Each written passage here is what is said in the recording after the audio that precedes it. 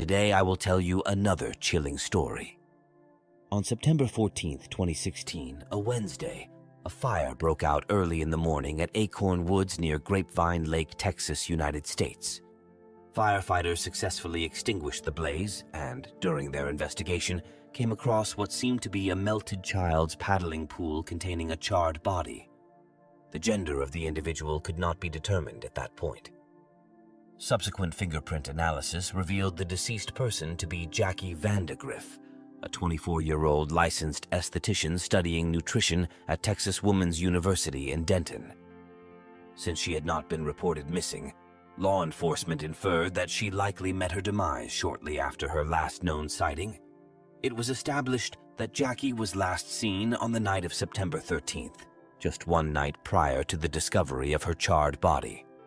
On that evening, she had visited 2 bars in Denton, namely Fry Street Public House and Shots and Crafts. In addition to being set ablaze, Jackie had suffered gruesome mutilation. She had been dismembered. The urgency to apprehend the perpetrator of such brutality was paramount. Following numerous tips regarding a man observed near the fire, law enforcement obtained footage of Jackie on the night of September 13th. The footage captured her interacting with a man. Further investigation revealed that this man had given his business card to one of the women present at the bar that night, claiming to be a fitness instructor and offering his services as a personal trainer. His name was identified as Charles Bryant. Police determined that Jackie and Charles had only just met on the night of September 13th during a chance encounter. Initially, Jackie had gone to the bar with the intention of exploring job opportunities and had originally planned to meet someone from Tinder that night, but she changed her plans. While at the bar, she engaged in conversation with the bartender and Charles, a 31-year-old individual. Subsequently, they joined a group of women and spent time together. According to Jackie's friends, she was sociable and frequently interacted with various people she met during a night out. Charles had been at Fry Street Public House since approximately 7 p.m. that evening. While he had been with friends earlier, he was alone at the bar when Jackie arrived around 8 p.m. She inquired about job opportunities from the bartender and lingered for a while, conversing with both the bartender and Charles. The footage obtained by the police from inside the bar suggested that Jackie was enjoying herself.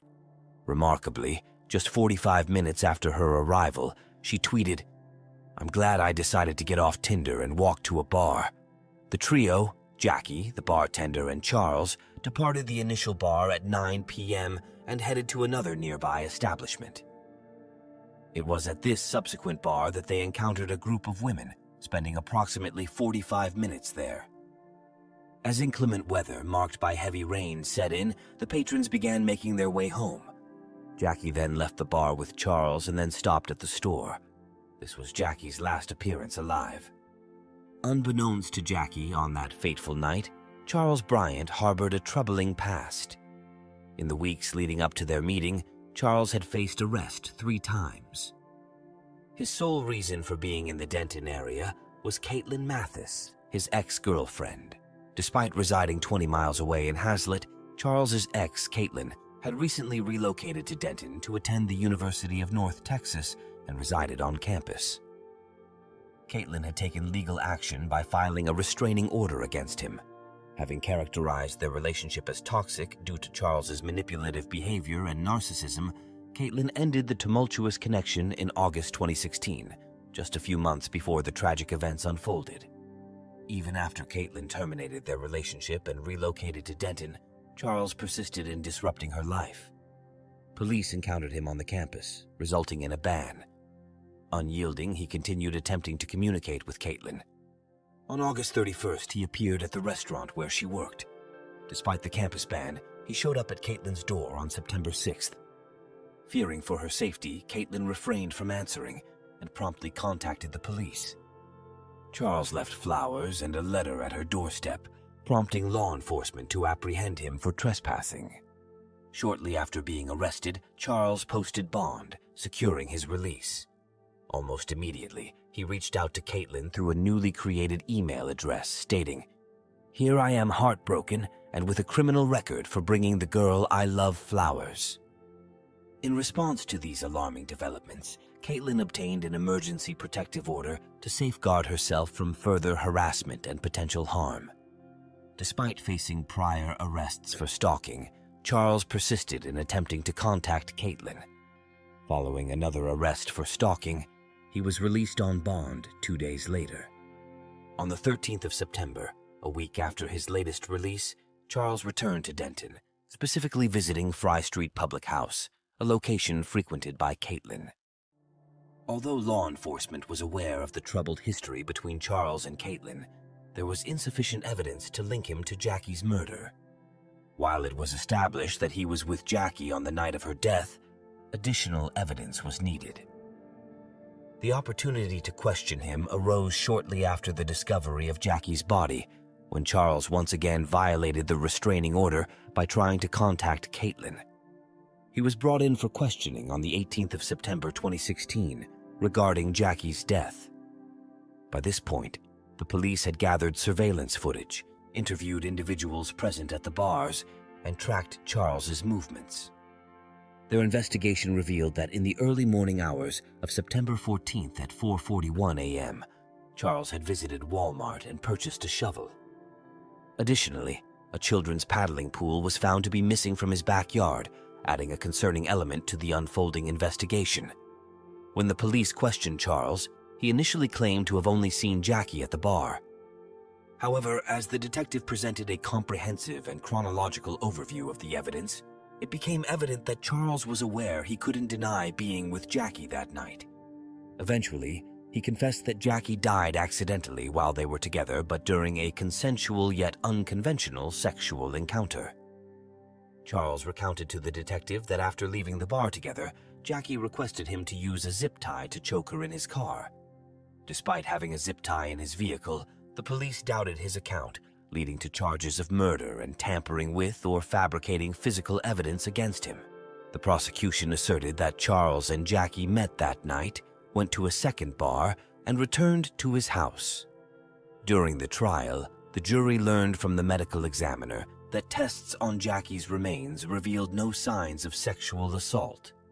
The prosecution argued that Jackie's death wasn't the result of a sexual encounter, but rather a brutal assault involving strangulation with a zip tie, followed by dismemberment with a knife and subsequent incineration. According to the prosecution's narrative presented to the jury, the evidence would establish that both Charles and Jackie met on the 13th of September at a bar, leaving together with no one else accompanying them in his car. The prosecution emphasized that various pieces of evidence, including items discovered and DNA analysis, would confirm Jackie's presence inside Charles's residence. The jury was shown surveillance footage from the bars, and testimonies from bar patrons and employees supported the assertion that Charles and Jackie were together. The footage displayed them leaving the bar at 9:46 p.m., getting into Charles's car, and remaining in the car park for an additional 30 minutes before departing. Subsequent surveillance footage from a Denton gas station exhibited Jackie inside Charles's car at 10:30 p.m., marking the last confirmed sighting of her alive. Furthermore, Jackie's phone activity indicated its connection to a cell tower in Hazlet, Texas, around 1:30 a.m. on the 14th of September, an area encompassing Charles's residence. The jury was informed that Jackie had a Texas Woman's University bag at the bar, and a matching TWU bag was discovered at Charles's house. Additionally, a zip tie with hair on it was found in the trash can outside his residence. Notably, in Charles's backyard, there was a blue children's paddling pool resembling the one found burned. Next to the pool, a circular barren spot suggested the presence of another pool. Inside Charles's residence, the police discovered a knife, which they believed was used in the stabbing and dismemberment of Jackie, and a stun gun was found in his car. Both items were officially entered as evidence. During the court proceedings, the medical examiner stated that Jackie's cause of death was homicidal violence. It was highlighted that there was no presence of soot in her airways, indicating that she was deceased before her body was set on fire. The medical examiner further testified that Jackie had fractures in her hyoid bone, a result of force applied to the upper neck. Providing additional insight, a forensic anthropologist informed the court that the hyoid bone is a U-shaped bone located deep in the throat, serving as an anchor for the tongue. Jackie exhibited a broken hyoid bone and fractured ribs, as testified by the forensic anthropologist. The injuries were determined to be perimortem, occurring around the time of death, and were not associated with dismemberment. The anthropologist indicated that the hyoid bone injury was consistent with strangulation, requiring direct pressure typically resulting from manual strangulation or ligature use. However, due to the burning of Jackie's soft tissue during the fire, it couldn't be definitively established whether the fracture was caused manually or by a ligature. The expert agreed that a zip tie could potentially cause such an injury. Additionally, Jackie suffered a head injury from blunt force trauma, deemed unlikely to be post-mortem due to the significant hemorrhaging. Stab wounds on her body appeared unrelated to the dismemberment process, and the state's expert asserted that these wounds seemed inflicted while Jackie was still alive. The expert explained, "Well, the fact that there was some bleeding around those stab wounds suggests that she was alive at the time they were received, which means that those could have bled." The jury learned that certain injuries on Jackie's body were inflicted after her death, including the opening of her chest and removal of her heart, along with multiple fractures of her ribs. A DNA profile extracted from the zip tie, stun gun, and knife made it almost statistically impossible that the sample came from someone other than Jackie. The DNA analyst testified that DNA was found on the stun gun recovered from his car, and that Jackie could not be excluded as the major contributor. The defense presented its argument, contending that there was no evidence supporting the notion that Jackie's death resulted from violent actions on Charles's part. Instead, they asserted that Jackie's demise occurred during what they described as consensual sexual act. According to the defense, Charles, in a state of panic, subsequently attempted to dispose of Jackie's body. During the trial, defense witnesses discussed the concept of erotica asphyxiation, suggesting that individuals engaging in such activities do so to derive pleasure from depriving their brains of oxygen. In the defense's case, it was argued that a zip tie was employed around Jackie's throat as part of a consensual sexual act, resulting in her death. According to their account, Jackie's body became limp, causing Charles to freak out. The defense contended that the subsequent dismemberment and setting the body on fire were impulsive and chaotic actions driven by panic and intoxication. In her closing arguments, Charles's attorney, Joetta Keene, acknowledged that Charles made a terrible mistake, stating, "He's guilty of making a horrible mistake when something went wrong. There was no motive for a good-looking guy to kill that good-looking girl."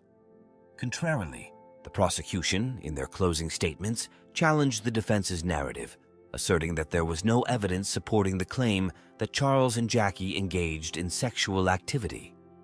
They dismissed the defense's argument that Charles panicked as nonsensical, emphasizing the severity of his actions.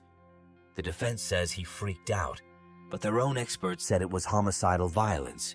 Why cut out the heart? What does it have to do with disposing of a body? He cut her heart out. I want that image to sink in. The jury had to decide whether they believed that Jackie was murdered and it was a deliberate act, or if she died as a result of a consensual sexual act. They found Charles guilty of murder and tampering with evidence. He was sentenced to life in prison for the murder conviction and 20 years confinement for tampering. The sentences will be served concurrently. Before the trial, there was a lot of discussion as to what the possible motive could be.